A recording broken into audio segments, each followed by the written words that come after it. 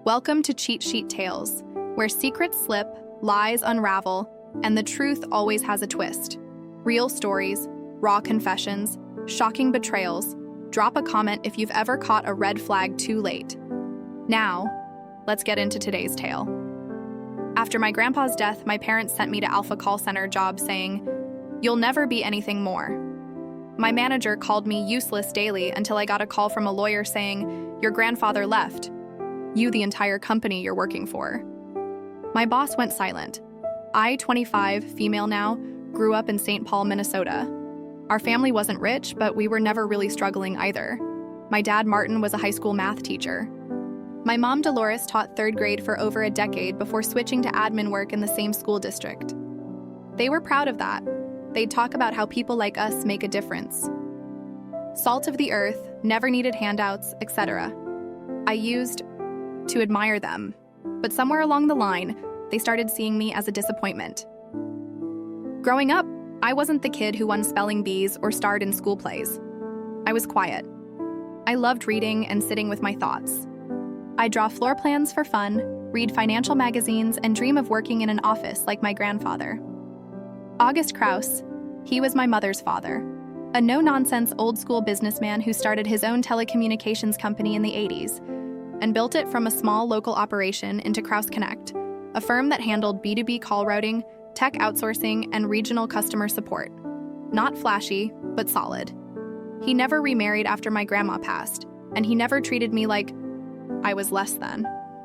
If anything, he made me feel like I was the only one he could count on. Every summer, starting when I was 12, I'd go into the city with him to his main office in Minneapolis. It was located in one of those old but renovated buildings downtown.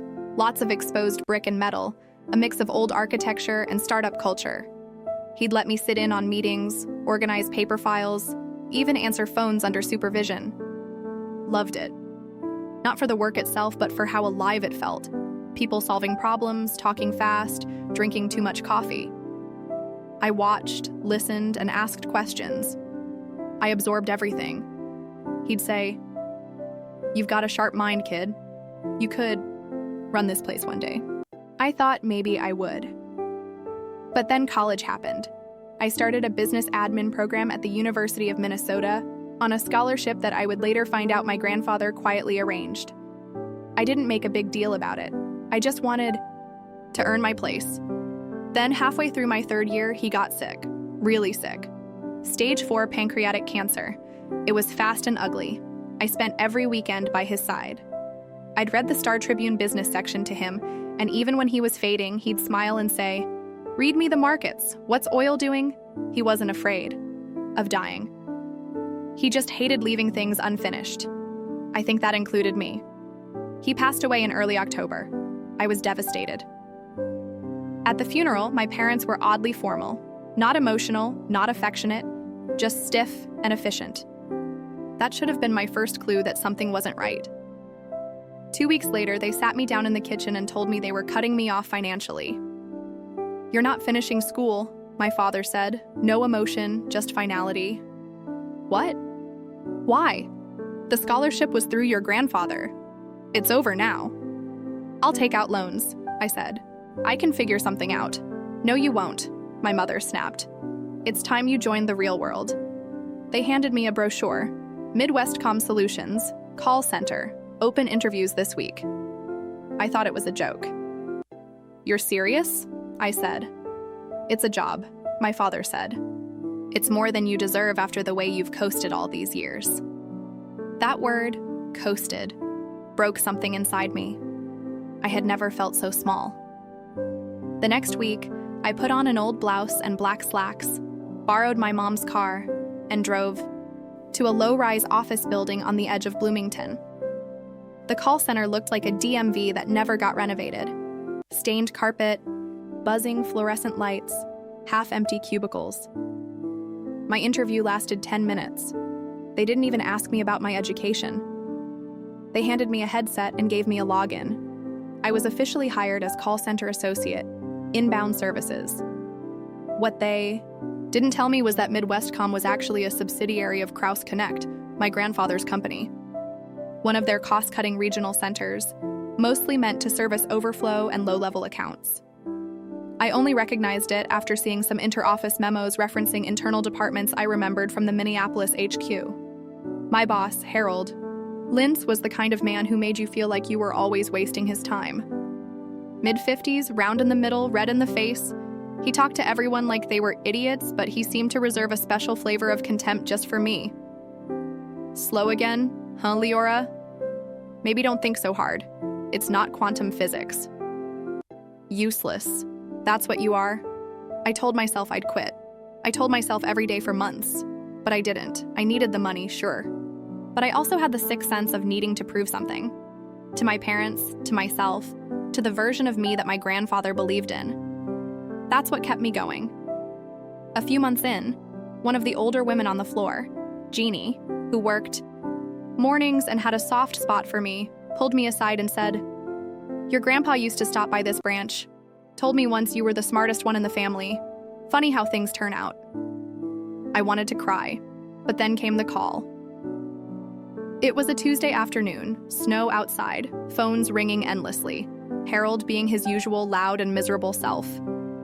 My personal cell rang between calls. I didn't recognize the number but answered anyway, half expecting another bill collector. "Miss Leora Krause?" "Yes." "My name is Elias Mendelson. I'm an attorney with Mendelson and Harth. I'm calling regarding the estate of August Krause." I stood up. "There was a delay in the execution of your grandfather's will due to a private trust arrangement, but I'm pleased to inform you that you are now the majority shareholder of Krause Connect Incorporated." I nearly dropped the phone. "You're saying I own the company?" "Yes, all of it.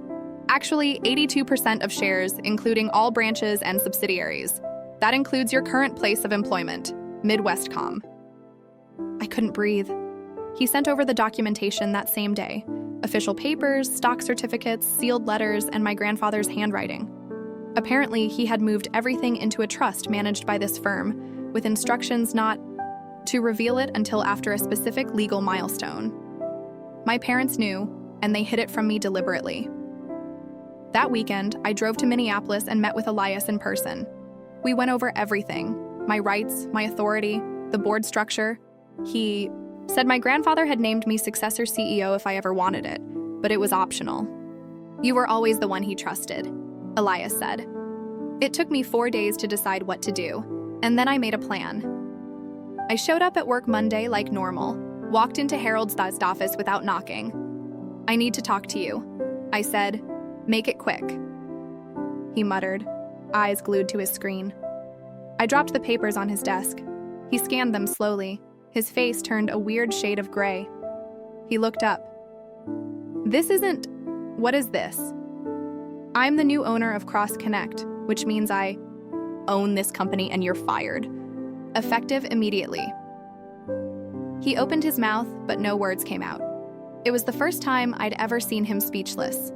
I walked out of that office with my head high, and every employee in that room watched me like I just flipped the script of their lives. In a way, I had. I didn't stop there. I brought in HR consultants. I evaluated performance reports. I cleaned the house. Half the toxic management was let go within the first month. I implemented new training systems, paid overtime, mental health support, and quarterly bonuses. We changed our scheduling system and gave people more flexibility.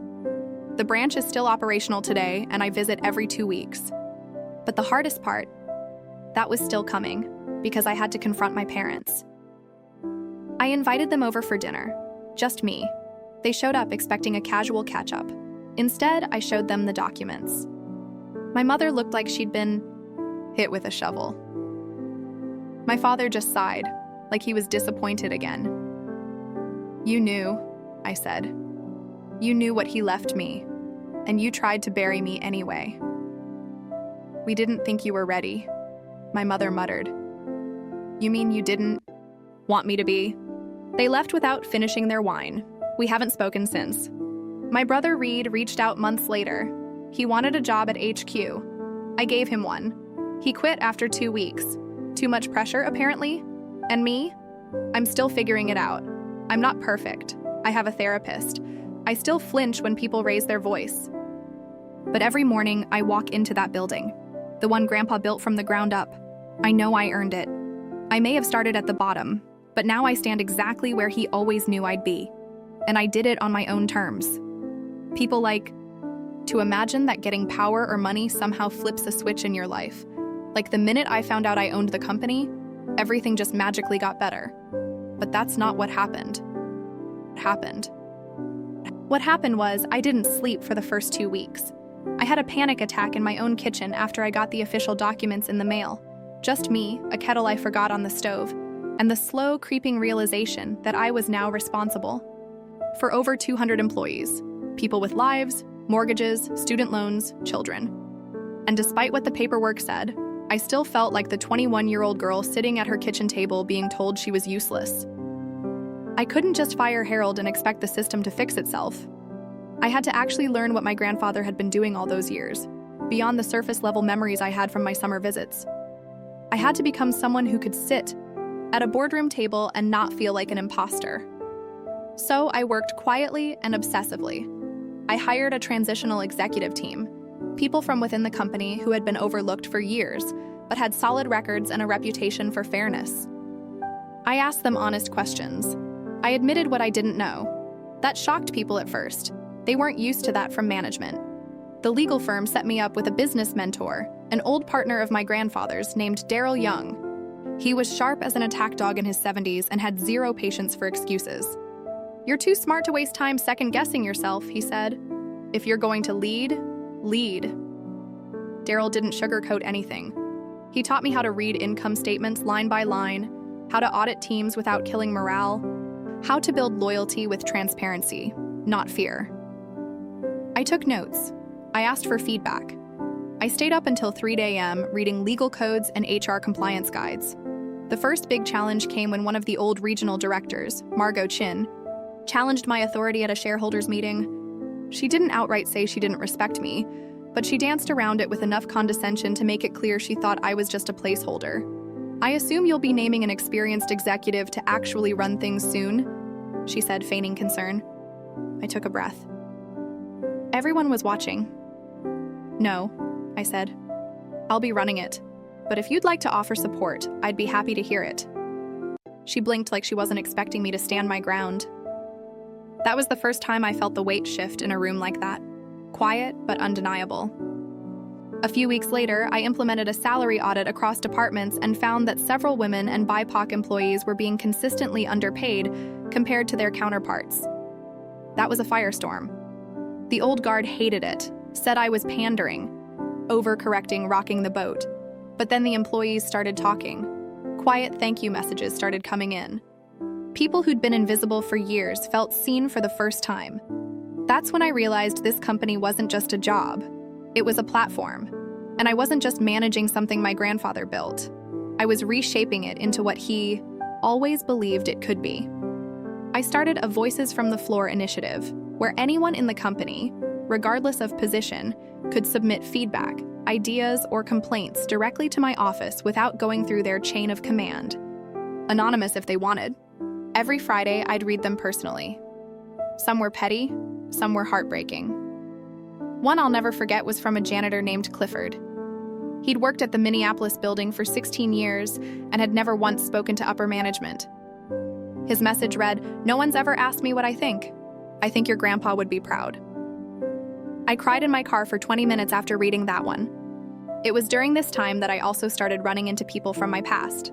Former classmates, old neighbors, even old teachers who'd somehow heard what had happened. Most were supportive, some weren't.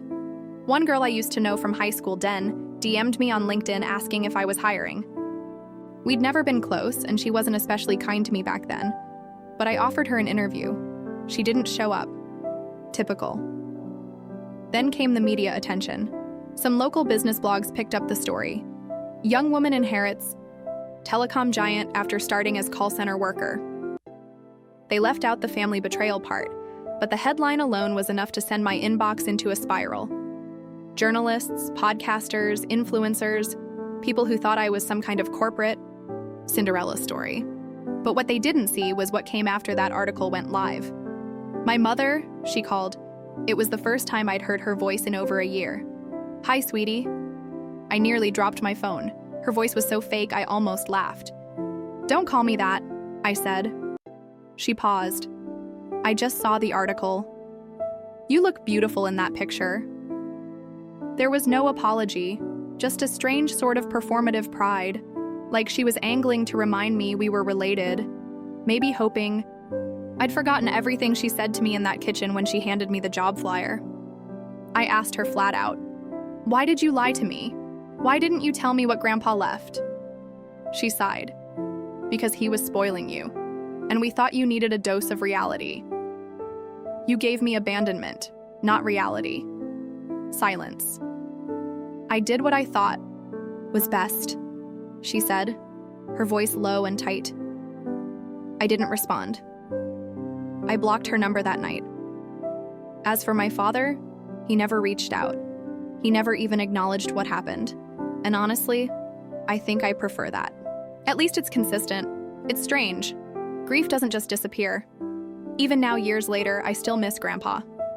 There are days I walk past the break room in our HQ and half expect him to be standing there with a thermos of lukewarm coffee and a newspaper tucked under his arm. He always called me kiddo, no matter how old I got. If he saw me now, I think he'd smirk and say, "Told you had it in you." I kept his office mostly intact, updated the tech but kept the layout, his old books, even the leather chair he used to spin me around in as a kid. There's a photograph on his desk. Him holding me on his shoulders, both of us grinning like fools outside the old company building. It's my North Star when I doubt myself. I look at that picture, but the most surreal part? It's running into the employees who knew me back then, back when I was a 10-year-old kid holding a clipboard and pretending to be in charge. One of them, a senior engineer named Mikhail, walked into a board meeting one day, looked at me and said, "You used to steal the jelly beans from the break room. Now you're the CEO." I grinned. "Don't tell accounting. They'll retroactively dock my pay." There was laughter, real laughter.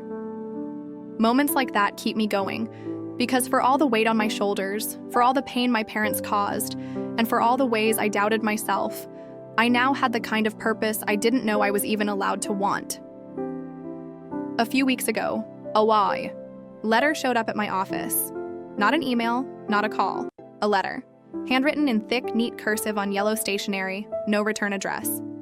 Inside, a folded note and a check.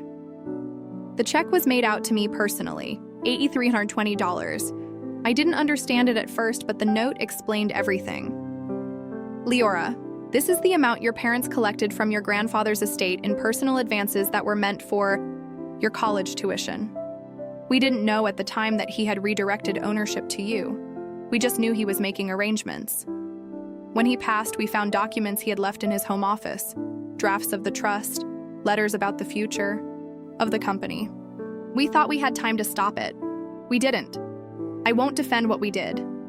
I know it was cruel, but if there is even a chance to repair some part of what we broke, I wanted to try. Use the money however you see fit. Or don't. I understand if you want nothing to do with us, Dolores." I sat in my office with that letter in my hand for hours. I read it over and over again.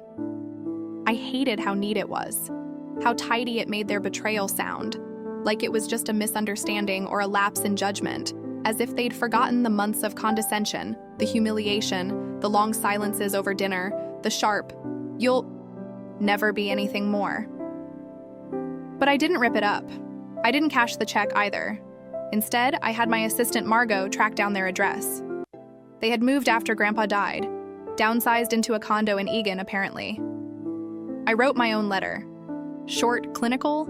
"Dolores, the money is being donated in your name to a scholarship fund I've set up for underprivileged girls interested in business and technology.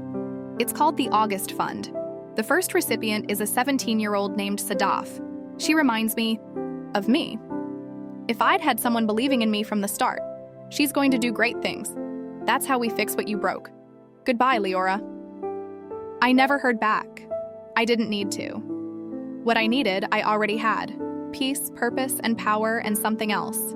Something more subtle, but infinitely satisfying. About a month later, I was attending a panel on women in business leadership at the University of Minnesota. I was one of the featured speakers, sitting on a stage in front of a few hundred people. As I scanned the crowd, I noticed a familiar face near the back, my mother. She didn't try to talk to me afterward, didn't approach the stage. She just sat there quietly, watching, then slipped out before the Q&A. But the look on her face said everything. It wasn't hate, it wasn't regret, it was recognition. She finally saw me, and that was enough. That same evening, I returned to the Minneapolis office.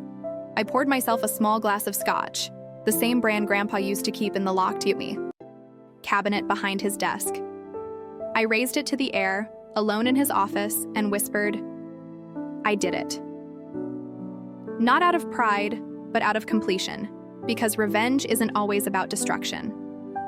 Sometimes the sweetest revenge is living exactly the life they told you you'd never be capable of, and thriving, and thriving. And in that moment, surrounded by the company my grandfather built, and I rebuilt, I realized something else. I wasn't living his dream anymore. I was living mine, and I'd only just begun.